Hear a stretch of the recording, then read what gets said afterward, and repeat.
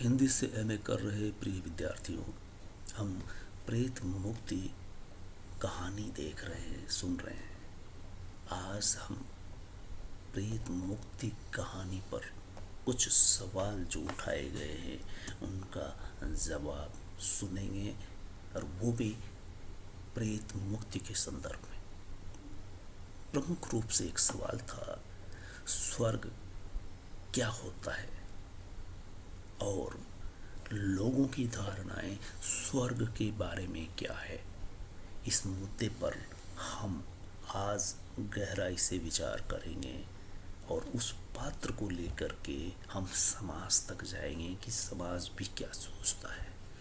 वो स्वर्ग नरक, इसको किसने बनाया, क्यों बनाया, क्या ये भी प्रेत आत्मा की तरह ही एक तरह का भय का आवरण बनाने वाला एक विचार ही तो नहीं है। अब तक आप देख चुके हैं कहानी का सारा विश्लेषण, विवेचन, और कहानी में प्रेत, दर्पण और स्वर्ग के संदर्भ किस तरह से आते हैं। हम जान चुके हैं कि पुरानी पीढ़ी अक्सर विश्वास करती है प्रेत क्या होता है, वो प्रेतों के बारे में बताया करते हैं। उनके पास ढेरों कहानियां हैं भूतों को लेकर के। स्वर्ग जैसा कुछ होता है क्या, ये सवाल उठाया है एमए में पढ़ रही कमलेश सैनी का। मुझे लगता है कि पिछली बार भी हमने इस पर केंद्रित होने का प्रयास किया था, लेकिन हम पुनः कहानी के संदर्भ में जितना जान सके उससे स्वर्ग वाला सवाल गौण हो गया था। हमने देखा कि किशन अक्सर कहानियों में सवाल करता है, कई तरह के सवाल करता है, और उसके सवाल में स्वर्ग का जवाब भी मिलता है। वो पूछ लेता है कि योनि से भी इतर कोई योनि होती है क्या, लेकिन कहानी में इसका जवाब नहीं मिलता, क्योंकि योनियों से इतर का सवाल ही नहीं उठता। 84 लाख योनियां होती, उससे इतर कौन सी योनि हो सकती है। किशन इसी तरह से सवाल करते हुए प्रेत मुक्ति का डर उसे रहता है और ये कहता है कि देह की इच्छा से प्रेत योनि मिलती है, तो इससे मुक्ति का क्या उपाय हो सकता है। शास्त्रों में क्या लिखा है, पांडे शास्त्र का ज्ञाता है और वो तृष्णा को मूल बताता है। और पता चलता है कि किशन राम की जिससे शादी हुई थी वो कुछ दिन रहने के बाद हमेशा हमेशा लग के लिए उसे छोड़ करके पियर में रह जाती है। पियर वाले रोक लेते हैं तो उसकी तृष्णा उसमें होती है। हम यही कहना चाहते हैं कि जिस तरह से प्रेत का डर किशन राम को सताता है और पांडे उसे समझाता है कि तुम जिस तरह से प्रायश्चित कर रहे हो, तुम प्रेत योनि में नहीं जा सकते, तुम्हें तो स्वर्ग मिलने वाला है। पांडे चूंकि शास्त्रों का ज्ञाता है, उनकी रोजी रोटी इस तरह के व्रत त्योहार आदि बताने से चलती है और उन्हीं का बनाया हुआ है स्वर्ग और नरक।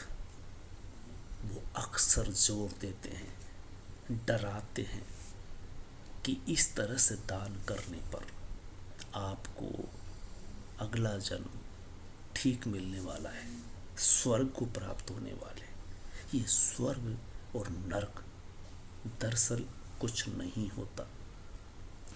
जो कुछ होता है यही होता है, यही मिलता है, यही जीवन है। अगला जीवन होगा भी या नहीं, इसे कहते हैं कि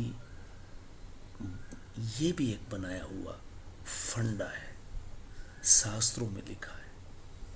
अक्सर सदियों से लोगों के मन में यह भय पैदा किया गया है। भूत भय का भूत होता है, भूत भी नहीं होता मन में लोगों ने बिठा रखा है, ये अंधविश्वास के तहत है। ठीक ऐसे ही जैसे भूत का डर है, उसी तरह से नरक का भी डर होता है। स्वर्ग एक लक्ष्य होता है, इसे पाने के लिए शास्त्रों में जो जो बताया गया है वो करने के बावजूद भी आदमी अगर गलत काम कर रहा है तो यही नरक भोगता है। स्वर्ग एक यूटोपिया है और हमारा पात्र कहानी का प्रेत योनि में जाने से बचने के उपाय पूछ रहा होता है कि प्रेत योनि से कैसे बचा जाए। और इसमें शास्त्रों में ये लिखा है कि तर्पण करने से वो प्रेत योनि से बच सकता है, यानी नरक में जाने से बच सकता है। उसके रास्ते स्वर्ग के लिए खुल सकते हैं सिर्फ तर्पण करने से। वो तर्पण करने का आशय ये कि अंततः उस तर्पण करने वाले को कुछ दान मिलेगा। वो पांडे कहता है कि तर्पण करते हुए मेरा हाथ आगे फैल जाता था लेने के लिए, लेकिन ये अछूत है और अछूत का तर्पण नहीं होता। इसमें यह भी निकल के आता है कि अछूतों में दान देने की कैपेसिटी नहीं थी, इसलिए भी तर्पण करने के बाद उनको मिलने के कोई चांस नहीं थे। जहाँ उनको ज़्यादा से ज़्यादा मिलने का होता है वह उनका तर्पण किया जाएगा, और वो तर्पण इसलिए कराएंगे कि उन्हें अगले जन्म में अच्छे घर में जन्म लेने का अवसर मिलेगा। वो स्वर्ग, चूंकि कहा जाता है कि स्वर्ग होता है ऊपर, ऊपर की तरफ इशारा करते हैं तो ऊपर अंतरिक्ष है, ग्रह है, उपग्रह है। कहाँ है स्वर्ग? तो स्वर्ग एक यूटोपिया है। नरक का डर दिखा करके पंडित स्वर्ग में जाने का लाइसेंस लिए बैठा है। उस लाइसेंस के लिए वो लोगों से निश्चित पैसा लेता है। लाइसेंस बनाने का जिस तरह से एजेंट बैठा होता है और वो अपना मेहनताना लेने के बाद आपका लाइसेंस बनाता है, ठीक ऐसे ही ये बैठा हुआ है लाइसेंस लेकर के जो स्वर्ग नरक की बात करता है। आदमी यही नरक भोगता हुआ नजर आएगा। अगर आप दुखी हो, परेशान हो, गरीब हो तो नरक यही है और स्वर्ग भी यही है। अगर आप सुखी हो, आनंद में हो तो आपके लिए और कोई स्वर्ग नहीं हो सकता। अब ये सुनिश्चित नहीं है कि मरने के बाद आदमी जाता कहाँ है। तो कह सकते हैं कि एक डर है नरक का और स्वर्ग का लालच दिखाया जाता है। मोक्ष की बात की जाती है। मोक्ष से मतलब क्या निकल के आता है? देखिए, इसमें भी उन्होंने एक फंडा जो बनाया है कि म्लेच्छ योनि यानी अछूत योनि को तर्पण नहीं किया जाएगा, गरुड़ पुराण नहीं सुनाया जाएगा, तो उसे भी इस बात का डर बैठ जाता है कि मेरे को जब तर्पण करने का वो नहीं मिलेगा तो मैं तो निश्चित तौर पर भूत बनने वाला हूँ। डर है उसे। और भूत जब लगता है, प्रेत जब लगता है तो उसे याद आता है कि उसकी सौतेली माँ को उसके बाप का प्रेत लग जाता है और बाद में उसके लड़के चिमटों से दागा करते थे, और मेरी पत्नी को भी कहीं इसी तरह से नहीं दागा जाए। पांडे उसका तर्पण बेशक करता है दोस्ती के नाते, लेकिन जिस प्रेत को वो भगा देता है तर्पण करके, लेकिन बाद में वो प्रेत उसके चिपट जाता है, क्योंकि उसे लगता है कि अगले ही दिन पिताजी का वो तर्पण करेगा।